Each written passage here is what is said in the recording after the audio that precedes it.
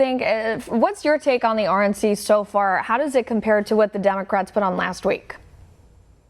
Two huge contrasts. Number one, they're talking about actual policy, and they're talking about things that the president has gotten done, whether it's school choice, economic opportunity zones, tax reform, regulatory reform to get out of the way of entrepreneurs, the reform of the VA, justice reform that even Democrats have been asking for decades. This president has gotten more done in 3 years. Let's not even forget a whole new branch of the military in the Space Force, and then what he will get done over the next 4 years. Contrast that with the DNC last week, and it was basically bashing on Trump. The other thing that I really appreciated is that we heard from business owners, frontline workers, first responders, parents, and others, as opposed to the nonstop celebrity parade that we saw with the DNC. We heard from everyday Americans and how those good policies that the president has put in place have positively impacted their lives.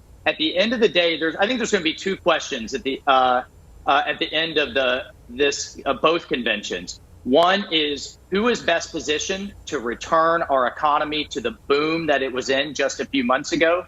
And who is best positioned to take on China? You did not hear a peep from the Democrats about the existential threat that China is, the responsibility for coronavirus, and how we have to bring our manufacturing home. All of those things I think you're going to hear over the next few days. Yeah, and one of the things, too, that we've been hearing from the Trump campaign, I should say, not the Trump administration during these events of this week, is the forward-looking agenda.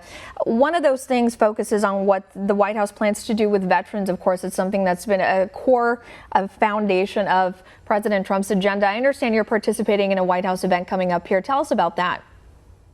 Well, I'll have the opportunity to be at the White House on Thursday as the president accepts. I'm going to speak tomorrow on a number of issues that the president is doing, not just for our veterans, where he gives them now, with the Veterans Choice, the opportunity, if you can't get the care you need from the VA, to just go to your doctor, which is a reform veterans have been asking for years, but also to fully fund our military after years and years of Obama-Biden cuts. And we cannot afford, with China, Russia, Iran, North Korea, and the still existential threat from global terrorism, to go backwards in terms of our military readiness and preparedness. But if you look at what Biden did under Obama, from pulling American leadership back to really tying the hands of our military with restrictive rules of engagement, we have every reason to expect that he is going to take that approach again. That is not what President Trump has done. He has unleashed our military against ISIS, taken out Baghdadi, taken out Soleimani, stood up to China,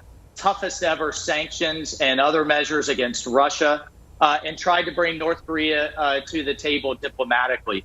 All of those things we need to be talking about in the next few days, because what this convention is doing is cutting through the mainstream media's nonsense and narrative and agenda to really get that message to the American people.